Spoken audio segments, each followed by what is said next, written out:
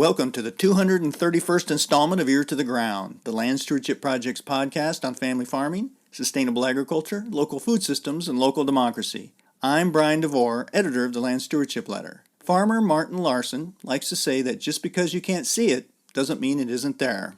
That's certainly true when it comes to contamination, escaping farm fields, and infiltrating the groundwater that flows through the Swiss cheese-like rock formations that underlie the land in southeastern Minnesota, southwestern Wisconsin, northeastern Iowa, and northwestern Illinois. These limestone formations, which are known as karst geology, are full of sinkholes, cracks, gaps, and various other cavities that allow runoff, and whatever else is along for the ride, to infiltrate groundwater quickly, sometimes in a matter of minutes. Once a rainstorm washes soil, fertilizer, and manure off the surface, it can be out of sight, out of mind for most people.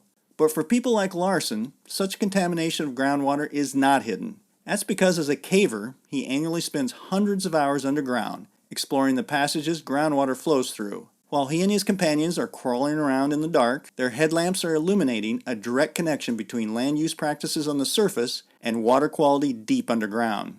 Larsen has had to navigate through the foam created by liquid manure flowing through underground channels, and he's traversed passageways covered in silt from eroded soil. And he's noticed something else. The volume of water moving down through karst formations is increasing, partly because of climate change, which brings with it more intense rainstorms. That increased volume is also the result of changing farming practices on the surface. There are fewer acres planted to perennial plant systems like hay and pasture, which, with their year-round root systems, can help hold water in the soil profile and slow down infiltration. During a recent field day held by the Land Stewardship Project Soil Builders Network at Niagara Cave in Harmony, Minnesota, Larsen gave a presentation that outlined these and other water quality problems he's witnessed firsthand. But he also showed the farmers and other rural residents that were gathered some test results that bear out what he can't see during his caving expeditions. Contamination by chemicals such as nitrogen fertilizer is increasing as more forages are replaced by fields made up of annual crops like corn and soybeans. And those fields are being pounded by ever more intensive rainstorms. It's not all bad news. Besides farming 700 acres of corn and soybeans, Larsen also has the perspective of being an employee of the Olmsted County Soil and Water Conservation District, as well as a member of LSP's Soil Health Network. He and other farmers in the region are seeing firsthand that building healthy soil by, among other things, planting cover crops can increase their field's resiliency by keeping soil in place and managing moisture better. And healthy soil on the surface means cleaner water down below. During the field day in Harmony, local dairy farmer Olaf Haugen described how he's using managed rotational grazing to build soil organic matter profitably, and how that's helping him manage water runoff on his own farm, which, by the way, is home to sinkholes. After Larsen's and Haugen's presentations, I and dozens of other field day participants got a chance to descend into Niagara Cave, which is managed by Jennifer and Mark Bishop. While we wound our way through narrow passageways, we saw firsthand what Larsen was talking about. An underground stream was roaring through parts of the cave, and there was enough water volume to create a 60-foot waterfall. Just 200 feet above us, the land was covered in corn and soybean fields. At some point, water was flowing freely through the rock and streaming down the walls. We were reminded repeatedly by our guides not to drink the water, as sampling has shown that it contains nitrate levels which are above the safe drinking water standard. This is one reason so many communities in karst country have been forced to drill deeper and deeper wells in an attempt to reach uncontaminated water. After I and the others emerged from the 48-degree chill of Niagara Cave into a muggy southeastern Minnesota summer evening, I chatted with Martin Larsen about how caving has exposed him to the impacts farming can have on groundwater. He also talked about how the soil building practices he and other farmers are adapting can help keep that mysterious world beneath our feet from becoming a source of contaminated drinking water. Martin started our conversation describing how caving has opened his eyes to an environment that is at once awe-inspiring and fragile. You spent a lot of time underground in this area. Talk a little bit about that. You've really explored a part of the world that a lot of people, well, most people are not familiar with. Yeah, and that's the thrill of caving. For a caver, it's to find an unexplored new passage that when you are the person that's first entering that passage, your light is the very first light, and your eyes are the very first eyes to ever see that passage. That's really the thrill for a caver, is to discover something new. But then, of all of our existing caves, there's 6 major caves, 36 miles total in southeast Minnesota and northeast Iowa. You see that interaction of farming with caving. You experience things that most don't. Whether it could be risk. You're exposing yourself to a certain level of risk, doing things that we aren't really as humans meant to do, like being underground for maybe 16 hours, crawling on our stomachs for 12 hours in the water and in the mud, and coming out in the middle of the night at 2, 3 a.m. On a cold January night. It's really an eye-opener to a part of Minnesota that truly very few have seen, and in some cases, one or two of us have only seen parts of it. So nowhere else in the state of Minnesota, to my knowledge, can you go where no one else has been, ever. And we can do that right here in Fillmore County or Olmsted County or Winona County. One of the things you pointed out in your presentation, you had a couple slides that were really striking for me, showing some of the things that you have witnessed with water movement, not only the volume of water, but what's the contaminants that are in that water because you're doing the caving. Talk a little bit about some of those examples that you've seen over the years. Yeah, I guess, the most alarming things I've seen is how fast caves can flood. For example, Holy Grail Cave is a very dynamic cave. It floods often and things change inside of it. But then what comes with that flood, which is topsoil, it's dark. We know it's from agriculture. And it may not be just topsoil. Typically, with runoff, other things come with, such as manure-contaminated runoff and the foam that we found in the caves, so much so that you have to fight your way through the foam to enter the passage. And you're farming, and I know you've been involved with putting on cover crops, and you've worked with farmers who put on cover crops, and that was one of the things you talked about was kind of the good news part of it, that there are ways, I guess focusing a little bit on the bad news, you were saying, best management practices or BMPs aren't enough, that's you realize that with as the way water moves in this part of the state, that there's just no way we can the kind of conventional cropping system that we can keep those contaminants out. But there is some good news. So specifically with best management practices that are not addressing the pollution problem would be for nitrates. And we know now that even with the right rate, the right amount, and the right timing, we're not getting water that's drinkable below our row crops. My research and then my farming methods at home of introducing cover crops and working with others who are doing the same thing, we can find ways either by myself or with others that we can get these cover crops in our row crop rotation and make them work. And it doesn't work every time, and that's why we have to learn, but farming doesn't work every time. And we've accepted that years ago. We just kind of become accustomed to growing high yields every year, and we can count on 200 bushel a year, 200 bushel corn a year. But this year we're not going to find that because of the amount of rain that we're getting. So we need to accept what we can't change, but change what we can, and that would be with adoption of cover crops that help in many ways with soil loss and nitrate leaching. Well, that's one of the things you pointed out was that with the best management practices, especially with your caving and some of the sampling that's been done in this part of the state, we're just seeing that the levels are not going down to the levels that we need for drinkable water. We do have to start taking these extra steps to build that soil health, I guess. Yeah, and when we have seen the nitrate levels rising in shallow aquifers first, and it was the canary in the coal mine, so to speak, that as our methods of agriculture changed on the surface, that we were losing acres of alfalfa and pasture, and more became corn and soybeans where the problem exists. It affected those shallow aquifers first, and now we're seeing it deeper and deeper. And that's most concerning because there are areas now where it becomes cost prohibitive to drill a well deep enough to get to zero or low nitrate levels. One of the most striking slides you showed was, I don't know where it was, maybe it was in Cold Spring. It showed a well pipe coming down. Yeah, so that well pipe is located in Coldwater Cave, which is in Winnesheek County, Iowa. I mean, that really strikes it home. There's your drinking water right there. I mean, it is, and we may think that I use that example because it makes an impact. But if you were to pull up well records from, let's say, the County Well Index and read boring records, voids are encountered very often in wells in southeast Minnesota, and they're just recorded as a void. What's a void? A void would be exactly what we see in that picture, that the drill bit, the well drilling rig, breaks through the rock, hits an airspace, and goes back into rock again. That's the void. So it could be a crevice, it could be just a small little fracture, or it could be a cave. So how long have you been caving in this area? I've been caving for 5 years. Yeah, and you said what was it? You spent 500 hours underground? Yeah, just when I add up the trip logs, it's just shy of 500 hours a year. Yep. So have you noticed just in that 5 years a difference in, I guess, both water volume and maybe some of the contaminants that you're seeing down in there?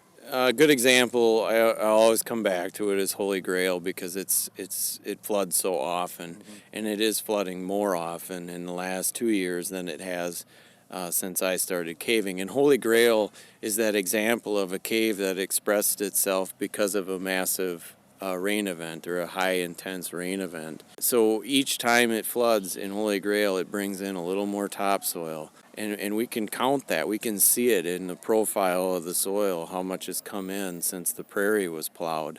So that one is a very good example. In the last month, we've gone to Holy Grail twice. I've been in Holy Grail twice the last month. And two of those times, both times, we came back to the ladder to hear a thunderstorm. We left the cave, and within hours, the cave was flooded. Trusting the weather forecast. So we get these weather forecasts that say that we could get a shower. But we go into the cave, and like tonight, you can feel the humidity. You know that there's a risk of a high intense storm now. So when we go into the cave, that plan is already made that we will not venture far enough from the ladder that we can't get back if something were to start to happen inside the cave. Because there are warning signs that a storm is occurring on the surface. Within 20 to 30 minutes, the storm water is already starting to come into the cave through the ceiling, through the joints, through the fractures, and we've experienced that first. And then when the runoff enters sinkholes in the pits with water in them, the water table starts to rise, and we see it coming up. Those are the indicators that this storm is occurring and filling, a very large cave with a lot of water very quickly. Yeah. Well, that brings home a really important point in this part of the state, is that water is moving from the surface.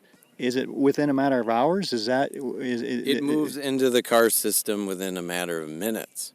Wow. It can move miles within a matter of hours. That we've completed dye traces where we've found dye moving over a mile in a matter of 5 to 6 hours. Well, and I just went on the cave tour here at Niagara, and they were talking about relatively recently there was a situation where hog manure had been applied, and they saw it down in the cave, and it was pretty much in the cave. It smelled like pig manure for 3 days, and really they had to clean it out, and because they were thinking about not being able to do tours anymore. Yeah. But it just shows how quickly even that can just move down. We've experienced that in other caves. So much foam that you have to fight your way through it, and the foam is from manure-contaminated runoff. One other chart that you showed that, and I'm not sure if I was interpreting this correctly, but you were showing nitrate levels and how, in a corn year, it goes up above that EPA drinking water limit. But traditionally, we would see it drop below in a soybean year. But if I was looking at that right, it looks like we've seen some situations where even in a soybean year that it's a little bit higher. Is that right? Typically, even in a soybean year, we are seeing levels above the drinking water standard in many cases. Not all cases, but the probability exists that the nitrate in the water below the rooting zone of soybeans is high enough to meet or exceed the threshold of 10 parts per million. So that would have been leftover legacy nitrogen from the year before? Yep, but also, we have natural occurring nitrate. And if we don't have the roots to intercept that nitrate before it leaves the soil profile, it will leave the soil profile. So, if we think of fibrous, thick roots, well, prairie grass or lawn even does a good job of gathering that nitrate before it's lost in the natural system. Crops like alfalfa do a very good job of keeping it out of the water. Yeah. But corn and soybeans lack the plant physiology to do that, so they lose it. So it really does just reinforce that idea. We need continuous living cover, and we need some deep-rooted systems that some of these cover crops provide. The cover crop's job for nitrate is to gather it up when the plant can't and hold it there and then release it when the plant can get it. So in a systems approach, it's an aid in holding nitrate and nitrogen in the system, in the rooting zone, so that the corn plant can use it at the right time. Are you seeing with some of the farmers you're working with? I know there's been some fits and starts with cover cropping, that type of thing, but are you seeing, I guess, more interest as well as some farmers starting to have some success with it a little bit? Yeah, more interest and sticking with it for at least 3 years, the trials and errors, because you're exploring a new way to adopt a new practice into your farm. And it's like fishing. If you were given a good fishing hole, would you only give it one day, or would you give it more than once? And that's kind of the analogy that I would like to use, that stick with it for 3 years. And I have seen first-year failures that ended up to be second-year successes in an exceeding way, and then adoption on that farm across many of the acres. Yeah. Patience, to be patient with that first and second and third year maybe. And you're using cover crops on your own. You raise corn and beans, right? Corn and beans, about 700 acres, and I'm about 50 to 60% cover crop. What results have you seen with that? Reduced erosion. So this year, west of Rochester, we've received an exceedingly large amount of rain. And even in the no-till, I wasn't satisfied with the level of erosion until the cover crops were in place. And that really was the tipping point. It handled these rains as good as we could expect. And so I've noticed that. I've also noticed reduced crusting in the spring. So I've noticed that in corn and soybean years, when we get heavy rain after planting with a period of cool weather, and then it warms up and it gets hot and we bake that surface, we'll crust that surface so that the corn and soybeans can't emerge properly. But with that root mass and those cover crops in place, we're less apt to crust that so hard that the plants can't get up. And that's a real problem with whether you're a no-tiller or a conventional farmer. It happens. But with years of cover cropping and no-till, we're getting the benefit of the cover crop, but we're also getting the benefit of the healthier soil and likely bringing those organic matter levels up to reduce crusting there also. Yeah. Well, I wonder if one situation we're having is no-till was a very adequate way to manage that water and manage that erosion until, I guess, this extreme climate change came about. Yes. It was a great system. It worked at the time, but now with the changing climate, we need to add something to that to keep it sustainable. And it truly is extreme. It truly is. When we see just up the road from me this Monday, a sprayer was stuck so badly that an excavator had to come retrieve it, and the excavator sank to the cab. So a second excavator and a winch dozer had to come out, and that's unheard of in my area. You hear about those things happening in peat bogs, but not in the ag fields of Olmsted County. So it is real, and it is extreme. Well, that's the one I'm wondering if you're seeing interest on the part of farmers who are conservation minded. They've always wanted to conserve soil, and so they maybe adopted no-till, but now they're realizing, oh, that's not enough. I need to kind of add this extra system. Yeah, because on years like what we're having this year, it's not just me that's questioned whether we can keep farming the way we've been farming. Whether we can keep farming row crops the way we, even with the no-till and the cover crops, if you can't get it planted, if you can't get it sprayed, if you can't work the land. We never thought that it would ever come to that we're struggling that much to get our work done. We really have to think differently. And that's our mentality. That as humans, but as the farmers, to adapt, to learn the new way to do it that works better. I think we need to get back to the point of, we can talk about what happens in the cave, we can talk about what happens in the water, but we have to get back to the accountability to our farms and to our soil and to keeping them in the family and to keeping them viable.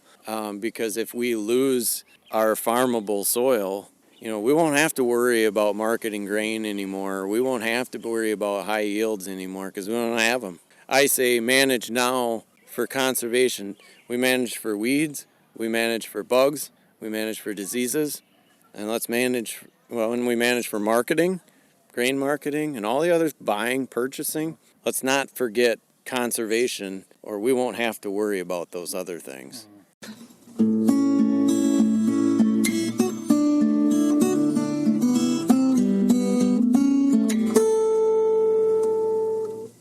For information on how to build the kind of healthy soil that keeps our groundwater clean and creates more resilient farms and communities on the surface, see LSP's Soil Builders page at landstewardshipproject.org. If you have comments or suggestions about this podcast, contact Brian DeVore at bdevore@landstewardshipproject.org, or you can call 612-722-6377. By the way, it helps us greatly if you can give Ear to the Ground a rating on iTunes, Stitcher, or whatever podcast platform you utilize. Thanks to Laura Borgendale, a Western Minnesota musician, for Ear to the Ground's theme music. And a special thank you to all of Land Stewardship Project's members who make initiatives such as this podcast possible. If you're not a member, visit landstewardshipproject.org to learn how you can support LSP. Thanks for listening.